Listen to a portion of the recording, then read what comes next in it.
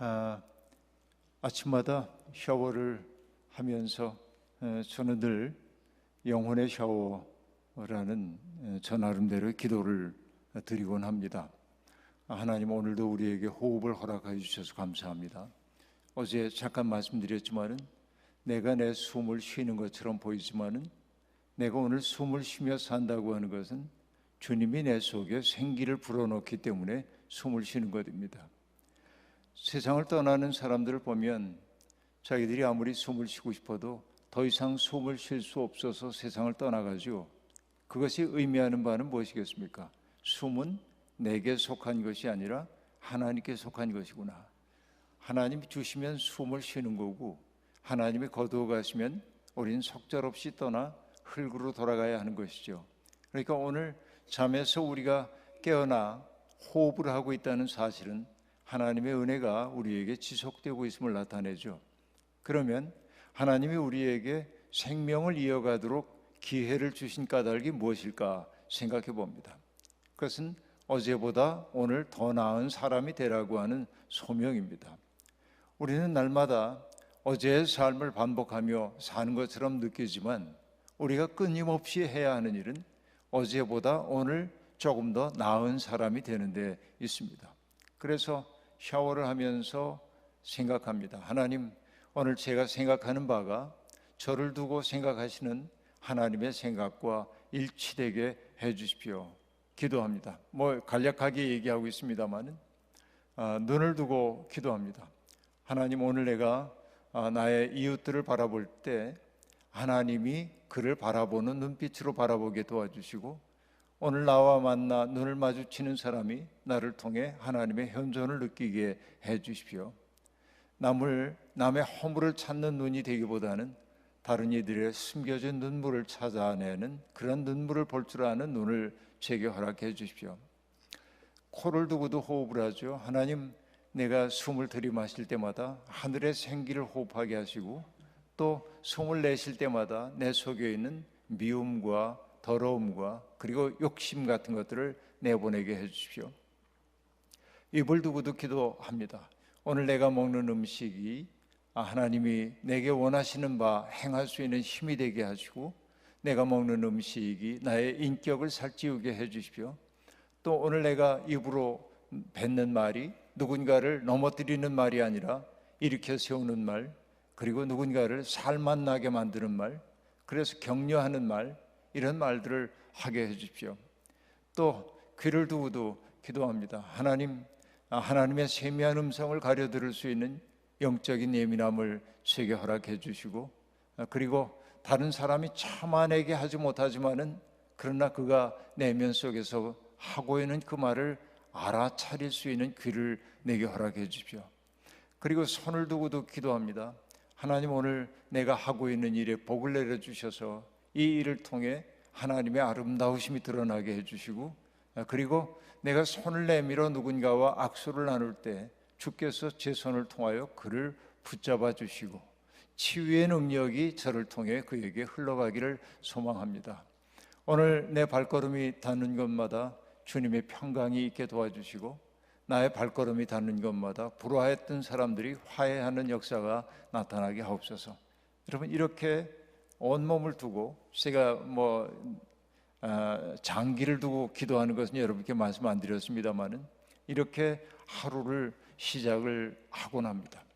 그러니까 언제나 제 마음속의 소망은 그런 오늘 하루 나에게 주어져 있는 이 하루를 통해 어제보다 조금은 더 나은 사람이 되기 위해 노력하고 싶은 마음이 있는 것이고, 그 노력은 나 스스로가 성실한 것이기도 하지만 대부분의 경우에는 나와 만나는 사람들을 복되게 하고 싶다는 그런 마음이 제 속에 있는 거죠.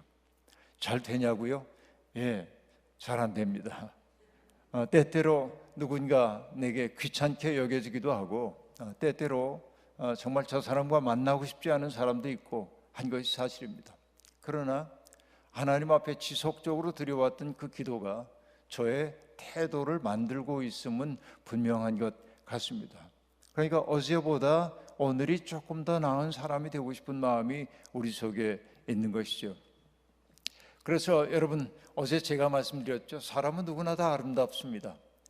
생긴 모양에 따라서 사람들은 누구는 예쁘다, 누구는 예쁘지 않다 하고 얘기하지만 모든 사람은 다 아름답습니다. 왜 아름답냐면 하나님의 형상이기 때문에 그렇습니다. 모든 사람이 하나님의 형상을 따라 지음받았다고 성경은 단호하게 우리에게 얘기합니다. 하나님의 형상을 보고 우리가 밉다고 어떻게 얘기할 수 있겠습니까? 물론 형태적으로 그렇게 아름답게 보이지 않을 수도 있지만은 그러나 그는 아름다운 사람입니다. 우린 경험을 통해 압니다. 굉장히 외적으로 보면 아름답지만은 내면이 공허한 것처럼 느껴지는 사람이 있고, 그리고 그의 속에 생기가 느껴지지 않는 사람이 있는가 하면 아름다운 사람은 그 아름다움으로 하는 일이 있긴 합니다만, 형태적으로 보자면 그렇게 아름답지는 않지만은 왠지 그 속에서 거룩함 같은 것들이 배어나오고, 그리고 그 사람 얼굴 자꾸만 보고 싶은 그런 얼굴도 있는 것입니다. 여러분, 연세가 많이 들었다고 우리가 부모님의 얼굴 보기 싫다고 말하지 않잖아요. 그렇죠. 왜냐하면 그 어머니 아버지 속에 있는 아름다움을 우리는 보고 있기 때문에 그렇습니다. 그 아름다움이라고 하는 것은 무엇이죠? 젊은이들 때 가지고 있었던 팽팽한 피부 없습니다. 머리털 검지 않고 희게 변해버리고 말았습니다. 얼굴에 고랑처럼 주름들이 생겼습니다. 그런데 그 어머니 아버지, 내 어머니 아버지의 고랑진 그 주름살을 보고 추하다고 말하는 사람이 있다고 한다면 얼마나 못난 존재입니까? 어머니의 아버지의 이마에 생긴 저 주름살은 우리를 키우기 위해 고심했던, 애를 써왔던 그 세월의 흔적이 고여있다고 본다면 그 주름살이 어떻게 사랑스럽지 않겠습니까? 그런 것이죠. 그러니까 사랑하면 아름다워 보입니다. 내가 존중하면 아름다워 보인단 말이죠. 근데 내가 누군가를 사랑하고 존중한다고 하는 것은 어떤 때이겠습니까? 나에게 사로잡혀 있는 사람은 사랑할 수 없어요. 사랑이라고 하는 건 뭐냐? 자기를 초월하는 능력입니다. 자기를 벗어나는 능력이 사랑이란 말이죠. 아주 오래전입니다마는 저희 교회 전도사님이 결혼을 하고 그리고 사모님이 아기를 갖게 되었습니다. 그래서 제가 수요일 날 성경 공부를 하다 문득 앞에 앉은 전도사님 보고 물었습니다. 전도사님, 요즘 사모님이 임신을 해가지고 옆에서 돌보느라고 좀 힘들죠? 그랬더니 끄떡끄떡 그렇게 얘기합니다. 그런데 임신을 하고 그러면은 갑자기 먹고 싶은 게 있잖아요. 밤 12시가 됐는데 사모님이 갑자기 전도사님을 보고 뭐가 먹고 싶어요? 라고 얘기하면은 어떻게 반응할 겁니까? 빙그레 웃어요. 그래서 이 밤중에 뭘 먹고 싶어? 그냥 자마 이렇게 얘기할 건지, 그래도 그 시간에 달려가서 아내를 위해 그가 원하는 말을 사올 것인지 가만히 생각하더니 아내가 원하는 걸 사다 주겠대요. 왜? 물어봤더니 사랑하기 때문이래요. 사랑한다고 하는 것은 무엇입니까? 내가 귀찮을지 몰라도 나를 뛰어넘는 거예요. 그를 기쁘게 하기 위해 나의 피곤함, 나의 하기 싫어하는 마음을 뛰어넘는 것이 사랑이죠. 사랑은 나 없음이에요. 나라고 하는 것이 있을 때 누군가를 진심으로 사랑할 수가 없어요. 그런데 지켜야 할 나, 그리고 꼭 내가 붙들어야 할 나가 없을 때 사람은 맑아 보이기 시작해요. 그 사람을 바라보면서 참 좋다 우리가 느끼는 것은 그 사람 속에 지키려고 하는 자기가 없기 때문에 그런 경우가 아주 많이 있습니다. 그의 얼굴은 해처럼 빛나기도 하는 것이죠.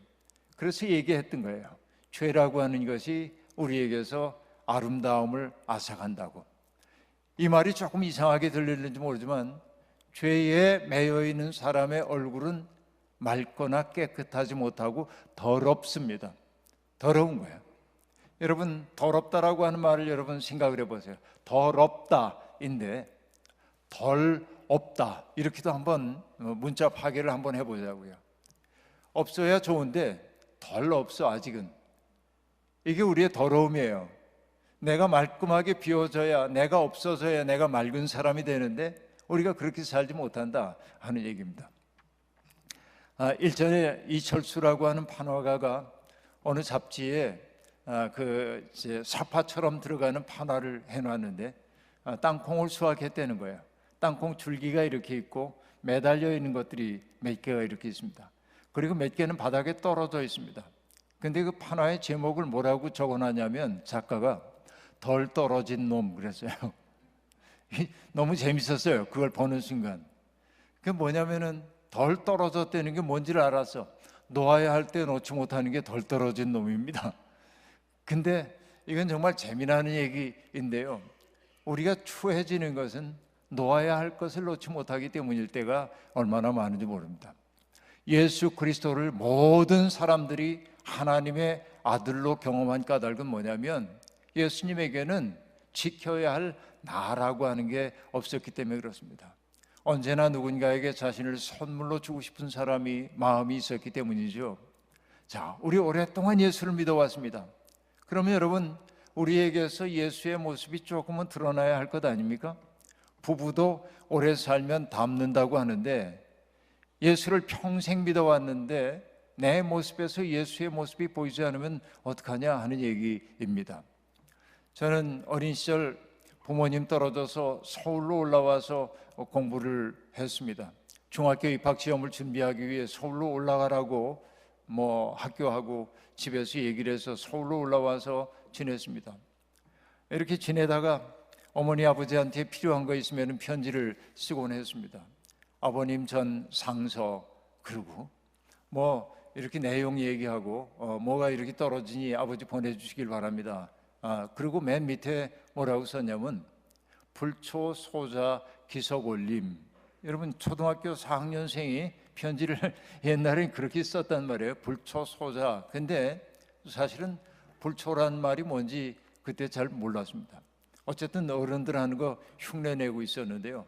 그리고 편지 겉봉에다가 주소를 적잖아요. 제 고향이 충남 당진인데 충남 당진군 성문면 통정리 몇 번지 그렇게 하고 아버지 성함 차마 쓰면 안 되니까 제 이름을 씁니다. 김기석. 그리고 본가 임납. 그렇게 옛날 어른들은 아마 이런 거 떠오를지 모릅니다만은 그러니까 부모님의 그 존귀한 성함을 내가 함부로 쓸 수가 없기 때문에 내 이름을 쓰고 나의 집에 보내는 거라고 부모님께 편지를 보내고 했어요. 그런데 여러분 불초소자 하고 얘기할 때 불초라고 하는 게 어떤 의미입니까? 초는 초상화, 그 초상화를 뜻하는 초자예요. 닮을 초자란 말이에요. 그러니까 불초소자라고 하는 건 뭐예요? 아버지의 덕성을 담지 못한 이 부족한 아들 그런 뜻이겠죠. 그런데 여러분 불초소자만 있는 게 아니고 불초신자가 있는 것입니다. 평생 예수를 믿는다고 교회 다니긴 했는데 그의 모습 속에서 예수의 모습이 안 느껴져. 그러면 여러분 미안하지만 우리가 불초신자 된 것 아닌가 생각해 봐야 합니다.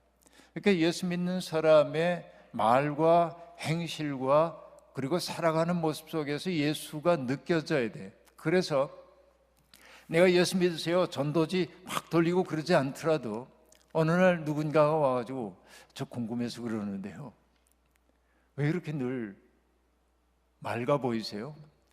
왜 그렇게 늘 기뻐 보이세요? 그때 제가요? 제가 그런지 잘 몰랐네요. 아니요, 그렇게 보이세요. 제가 예수 믿어서 그런가 봐요. 주님이 제 속에 계시거든요. 이러면 이게 전도잖아요. 진짜 전도는 저 사람이 궁금해져야 하잖아요. 내 살아가는 모습을 보고 나의 마음 쓰는 모습을 보고 내가 그렇게 할 수 없는데 저 사람이 저렇게 사는 까닭이 뭘까 궁금해서, 정말 궁금해서 그런데요, 묻는 거예요. 여러분 제가 딱 한번 그 낯선 사람들하고 패키지 여행을 해본 적이 있습니다. 어느 후배가 형님 아주 싼 패키지 여행 나왔는데 같이 가실래요? 그래서 오케이 그럽시다 하고 갔는데요, 며칠을 이렇게 가다 보니까 그 패키지 여행 간 분들이 물건도 잘 사시고 술도 한 잔씩 하고 그러는데 전 물건도 안 사고 술도 안 마시고 말도 별로 없고 가만히 앉아 있고 그러니까 어느 날 아침에 한 사흘째쯤 되는 날 아침에 아침에 호텔에서 밥을 먹고 이렇게 나오고 했는데 그 앞에 있던 함께 여행 온 분이 이렇게 얘기합니다. 패키지 여행으로 와가지고 정말 이런 거 물으면 안 되는지 아는데요, 근데 너무 궁금해서요. 뭐 하는 분이세요? 제게 그렇게 묻습니다. 아마 그게 한 15년쯤 전인데, 그때는 제가 이제 얼굴이 그렇게 많이 알려지지 않을 때, 저는 신문과 잡지에 컬럼 쓰고 그럴 때이고 방송 매체를 통해 얼굴이 잘 드러나지 않았던 때이기 때문에 누군지 몰랐던 것 같아요. 나 차마 여행하는 동안 제가 목사예요 그렇게 얘기하기 어려워서 그냥 뭐 화려한 백수입니다 그렇게 농담을 하고 넘어갔던 적이 있는데, 궁금해지는 거예요. 사람들이 이게 여러분의 사는 모습을 보고 사람들이 궁금해져야 돼요. 저분은 세상적으로 보면 가진 것 그렇게 많지 않은 것 같은데 어떻게 그렇게 누군가를 주는 걸 좋아하지? 저분은 그렇게 세상적으로 보면 유력한 사람이 아닌데도 불구하고 어쩜 저렇게 당당하지? 궁금해져야 돼. 그래서 당당하다는 얘기가 뭐냐면 교만하다는 얘기 아니고 어디에도 주눅들지 않고 명랑하게 자기 삶을 산단 말이에요. 궁금해서 그러는데 그 삶의 비결이 뭐예요? 제 속에 예수님이 계셔서 그런 것 같아요. 여러분, 이게 전도 아니겠어요? 사는 모습이 엉망인데 예수 믿으라고 전도지 한번 돌려도 소용없잖아요. 내 삶 그 자체가 전도제여야 한다는 얘기입니다. 이 예수를 우리가 닮아야 하는 것이죠. 제가 처음 교회 나갔을 때 저는 예수 그리스도에게 깊이 매혹이 되었습니다. 그리고 나중에 신학교 들어가서 공부하다가 나의 매혹됨의 정체가 무엇인지에 대한 생각을 그때서 해보기 시작했습니다. 예수의 어떤 것이 내게 매력적이라고 느꼈을까 생각하다가 다양한 말들이 있지만은 그냥 여러분 기억하기 좋으라고 사라고 하는 한 글자를 가지고 여러분들에게 예수가 내게 왜 매력이 있었던지에 대한 이야기를 해볼 텐데요. 한자로 사라고 하는 글자, 다양한 글자들이 여러분 떠오를 텐데 제게 첫 번째로 떠오르는 사는 뭐냐면 사생활할 때의 사자입니다. 개인 사자. 예수님에게는 사가 없었다, 그런 얘기입니다. 여러분, 사라고 하는 글자를 보면 벼화자 옆에 마늘모가 있습니다. 그렇죠? 그러니까 여러분 사치스럽다 하고 얘기할 때 제가 잘못 사치스럽다 화가 아니라 사라고 하는 개인 사라고 하는 게 벼화자 옆에 마늘모가 있단 말이에요. 어떤 얘기냐면 벼를 움켜쥐고 있는 모양입니다. 이게 사생활할 때 사자란 말이에요. 어떤 얘기예요? 이거 내 거야. 이거 소유하려고 하는 거예요. 이게 개인, 내 거. 이거 움켜쥐는 거예요. 이렇게. 이게 사죠. 그런데 모든 사람들이 뭔가를 움켜쥐고 싶은 생각이 드는 것이 사실입니다. 그러나 예수님은 내 것이라고 주장한 것이 없었습니다. 요한복음에 보면 예수님이 끊임없이 스스로를 뭐라고 규정하냐면 나는 아버지께로부터 보냄을 받은 사람이다 라고 말합니다.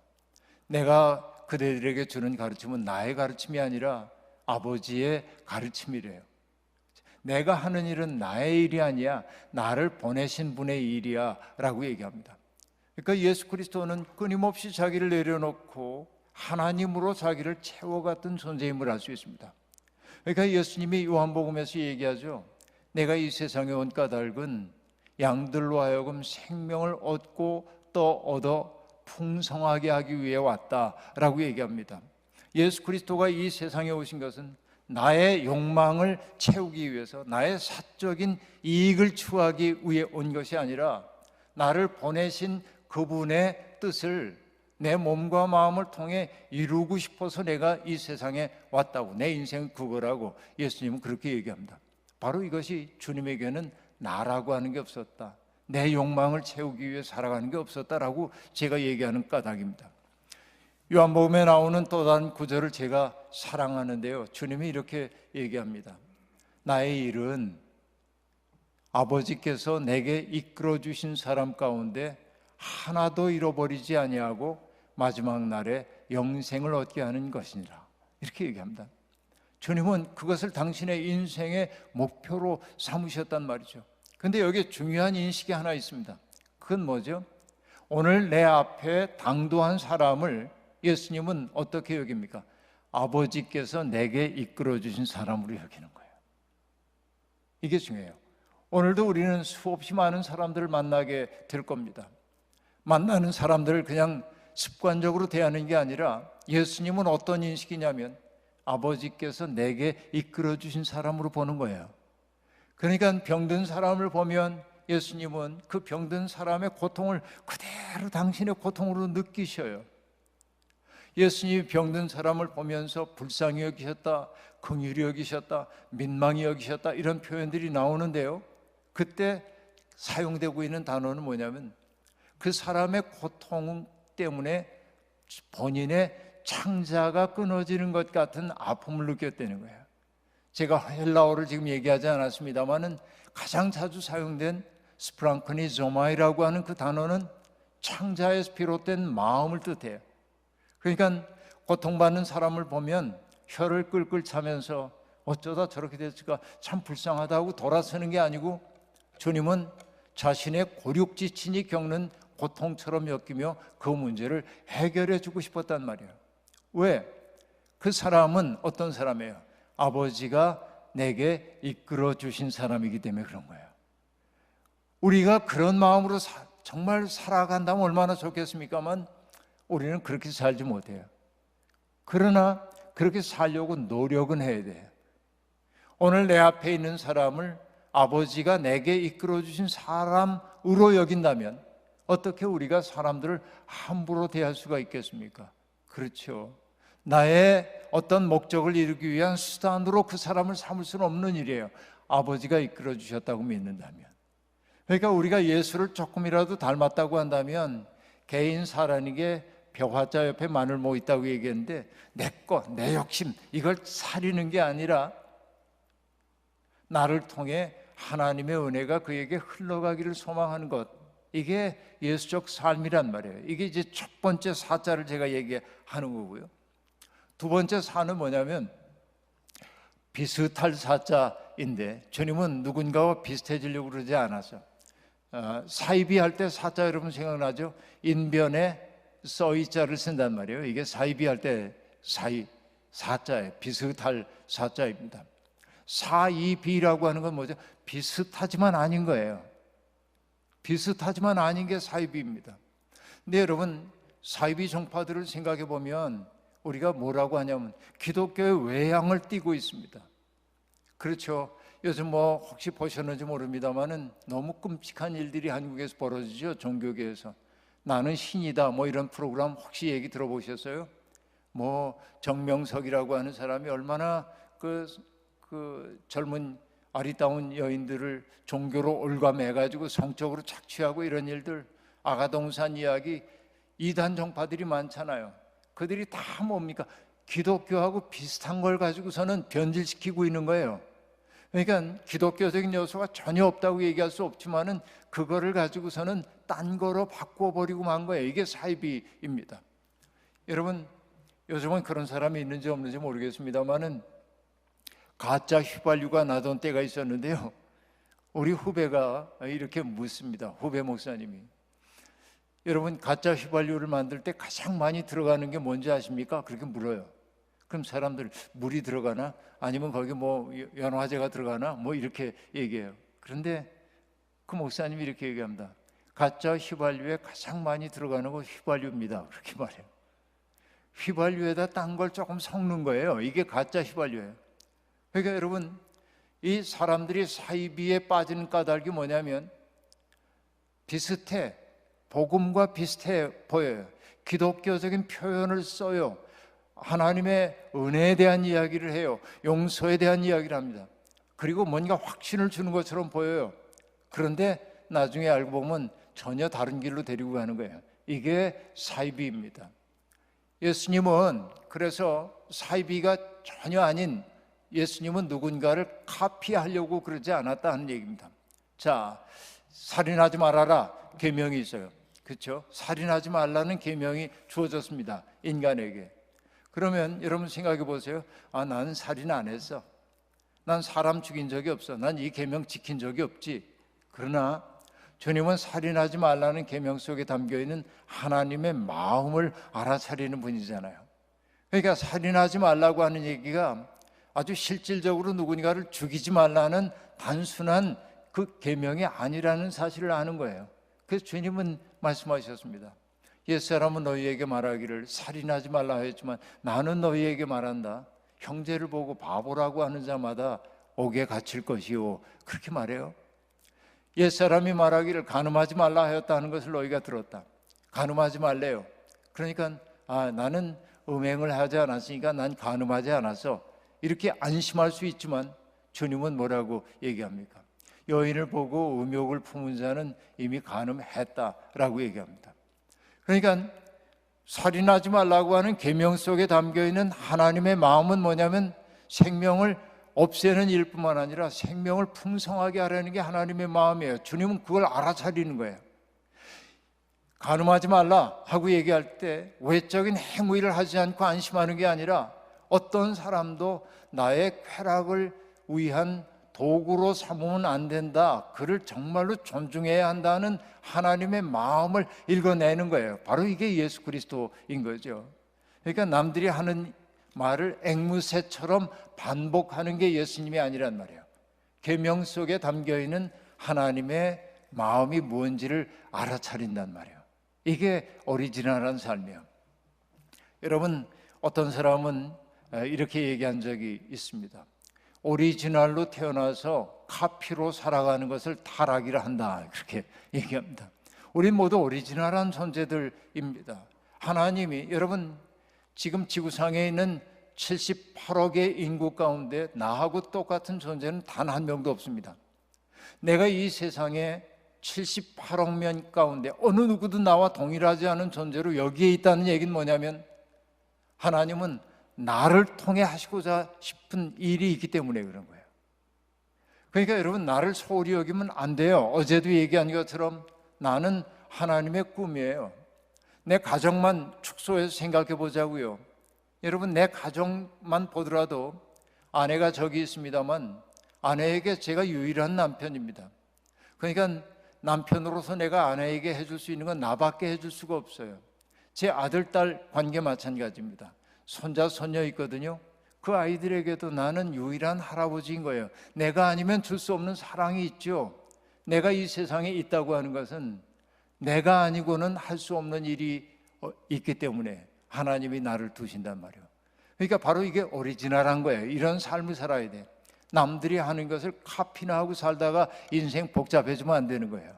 여러분 누군가를 닮는 거, 누군가를 카피하는 인생 살지 말고 하나님의 마음이 무엇인지를 알아차리고 그 마음으로 살아야 한단 말이죠. 그 다음에 예수님에게 두 가지 얘기했어요. 기억하시라고. 사생활할 때 사가 없다고 얘기했죠. 기억나시죠? 또 하나 뭐냐면 사이비 할 때 사자 예수님에게 없었다고 얘기했어요. 또 하나 얘기할게요. 어떤 사자냐면 사치스러울 사자가 없어요. 큰 대자 비슷한 거 밑에 놈자자 쓰여 있는 게 사치스럽다 할 때 사자예요. 이 예수님에게는 사치가 없어요. 왜? 주님은 그러셨잖아요. 여우도 굴이 있고 공중에 나는 새도 깃들 곳이 있지만은 인자는 머리 둘 곳이 없다. 그러니까 예수님은 정말 아무것도 가진 게 없었어요. 그러니까 제자들을 둘씩 짝지워가지고 파송을 하실 때도 주님은 어떻게 하셨습니까? 전대를 가지고 가지 말고 두보로또 가지고 가지 말고 그냥 맨몸으로 가래요. 왜 그랬을까요? 돈주머니를 가지고 갔더라면 여러분 돈 가지고 뭔가를 하고 싶었을 거 아닙니까? 그런데 주님이 주시고자 하는 것은 뭐냐면 돈으로 해결할 수 없는 문제예요. 주님이 주시고자 하는 것은 돈으로 해결할 수 없는 문제이기 때문에 그래요. 여러분 옛날에 영국 사람 하나가 어느 날 신문을 보고 깜짝 놀랍니다. 뭘 보고 놀랐냐면 90세가 넘은 철학자인 버트란트 러셀이라는 사람이 핵무기 개발에 반대하는 시위에 나섰다가 경찰에게 체포되어서 붙잡혀 들어갔다는 신문 기사를 봅니다. 그 기사를 본 인도 출신의 영국인인 사티시 쿠마르라는 사람은 부끄러움을 느껴요. 저렇게 노인이 세계 평화를 위해 애를 쓰고 있는데 우리는 뭐하나 싶어서 세계 평화 행진을 하기로 작정을 합니다.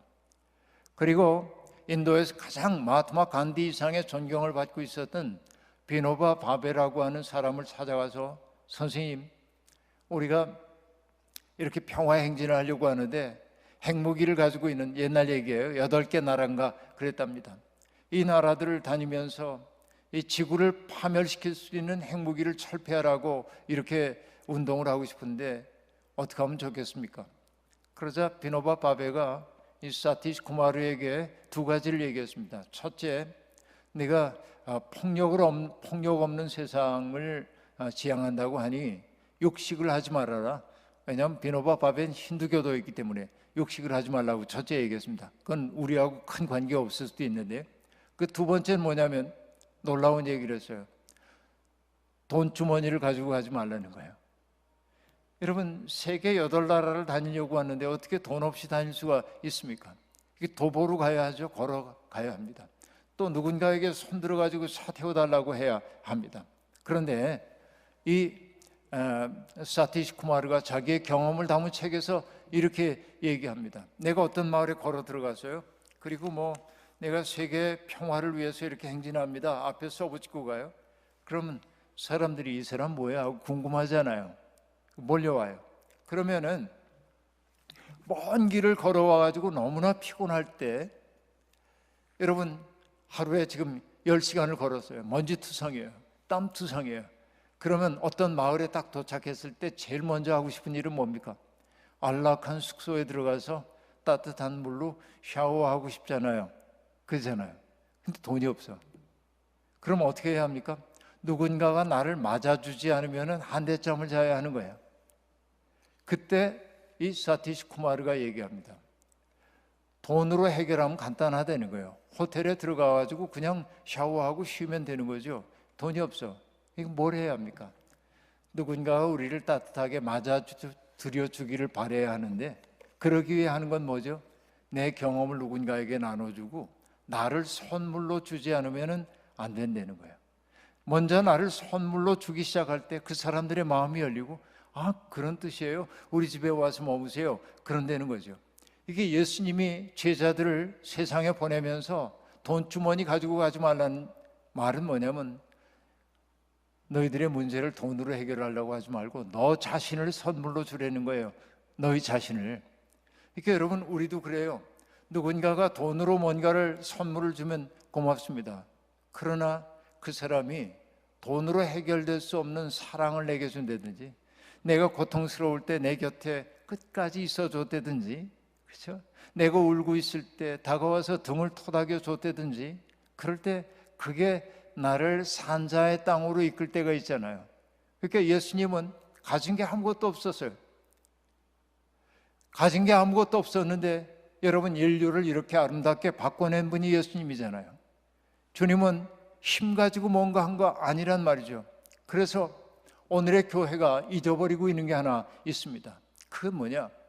여러분, 부활을 경험했던 사도 베드로와 요한이 성전 미문 앞에 앉아있는 날때부터 걷지 못하는 사람을 주목하여 본 다음에 했던 이야기가 무엇입니까?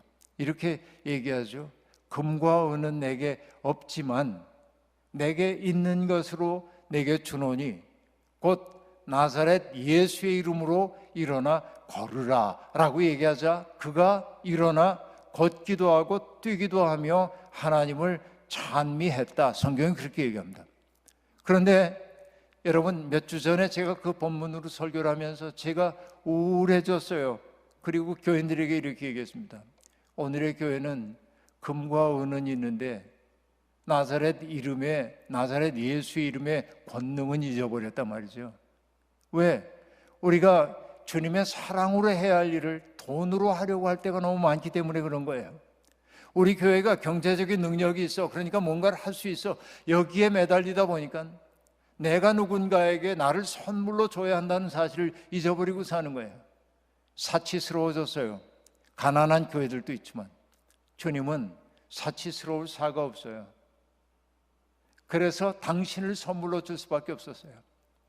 예수 그리스도가 우리의 주홍빛보다 더 붉은 죄를 사해 주셨다고 하는 건 돈 내고 한 게 아니라 뭐예요? 당신의 목숨을 바침으로 우리를 구해 주시잖아요. 주님에게 없는 사에게 하나만 더 하겠습니다. 주님에겐 거짓 사가 없어요. 거짓이. 주님은 언제나 진실했어요. 안과 박이 똑같았다 하는 얘기입니다. 바로 이것이 사람들에게 깊은 신뢰를 만들어 냈던 거예요. 그래서 우리는 어떻습니까? 예수 그리스도를 우리의 주님인 동시에 우리의 스승으로 생각하는 거죠. 스승사자, 그렇죠? 스승이에요.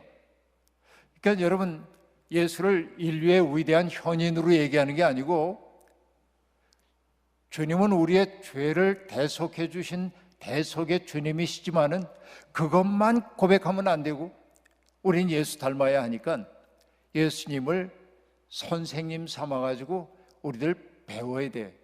사람들을 어떻게 대해야 하는지, 어려움에 처한 사람들을 대할 때 우리의 눈빛이 어떠해야 하는지, 그를 맞이할 때 우리 태도가 어떠해야 하는지 이거 배워야 한단 말이죠. 근데 여러분, 예수 그리스도의 삶을 한마디로 얘기하면 어떤 삶이냐면 장벽철폐자의 삶을 살았어요. 예수님 시대의 유대교는요, 사람들을 탁탁 갈라놓고 있었어요. 거룩함이라고 하는 척도를 딱 세워서 어떻게 갈라놓냐면 거룩한 것과 속된 것, 의인과 죄인, 유대인과 이방인, 남자와 여자를 딱 갈라놓는 거예요. 그리고 제가 얘기했던, 그림으로 얘기했던 여기 거룩한 것, 의인, 유대인, 남자, 그들을 뭐라고 하냐면 우리. 그리고 이 사선의 이쪽 편에 있는 사람들, 뭐 속된 것들, 죄인들, 이방인들, 여인들, 그들을 뭐라고 하냐면 them. 이거 뭐예요? we them 디카톰이에요. 우리와 그들의 이분법이에요. 그러니까 우리는 거룩하고 여기는 더러워, 이렇게 규정하는 순간 내가 대단한 사람 된 것처럼 느껴요. 저 사람들이 겪고 있는 아픔 같은 건 헤아리지 않는 거예요. 그런데 예수님은 그렇게 안 했어요. 어떻게 했습니까? 바로 유대교 사회적 세계에 의해서 그들로 규정되고 있는 사람들의 아픔을 그냥 헤아리신 거예요. 그리고 그 병든 사람들, 더럽다고, 정결법에 의해 더럽혀졌다고 느껴지는 사람과 접촉하는 것을 꺼리지 않았어요. 이방인들 만나는 것 꺼리지 않았어요. 여성들 제자로 삼는 것 꺼리지 않았어요.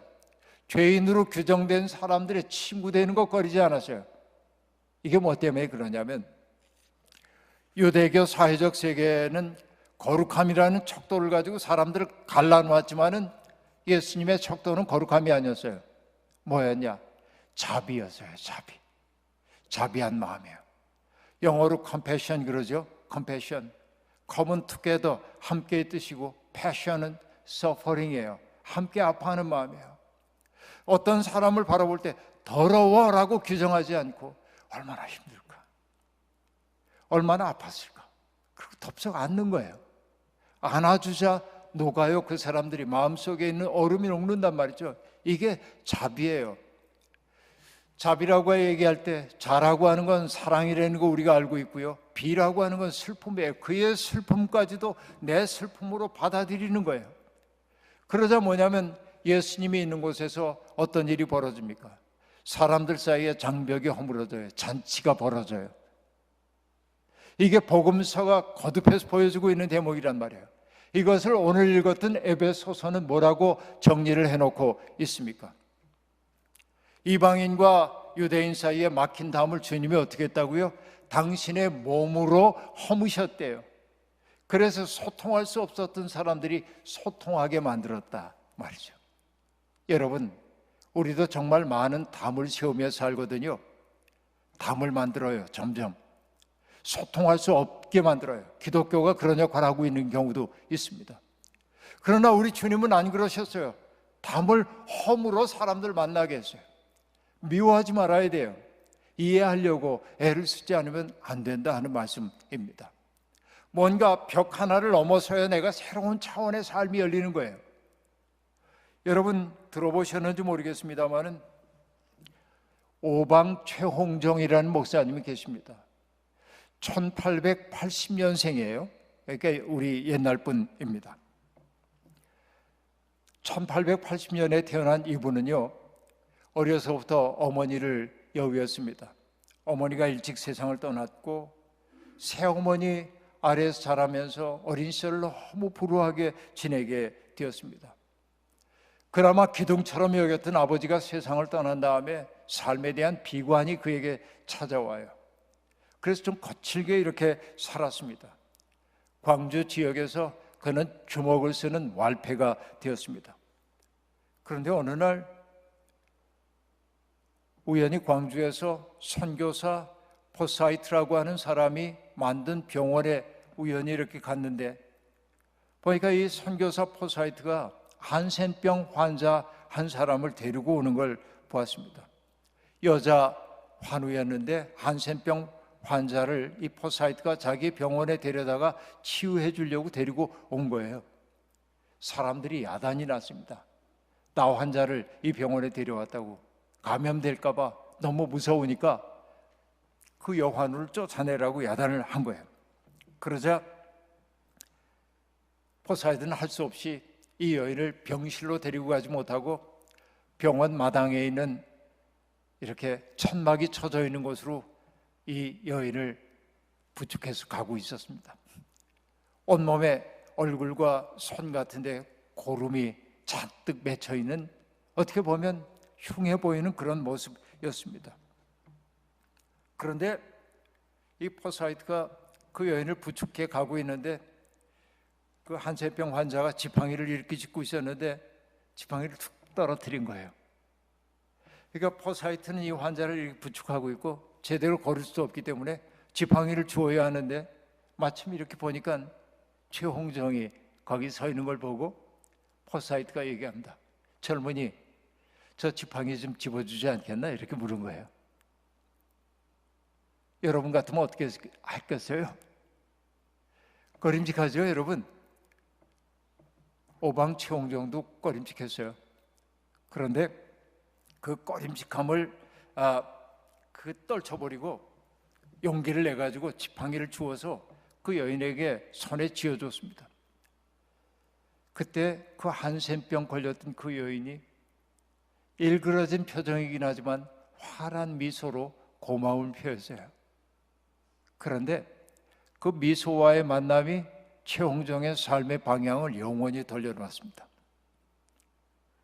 마치 만해 한용운의 시 가운데 우리가 날카로운 첫 키스의 추억이 나의 인생의 지침을 돌려놓고 뒷걸음질쳐 물러갔습니다 하고 말하는 것처럼 그 한센병 환자의 지팡이를 집어서 손에 쥐어주고 그 환자가 그에게 보였던 환한 미소와 만나는 순간 옛사람 최홍정은 사라졌고 새로운 사람 최홍정 거듭나게 돼요.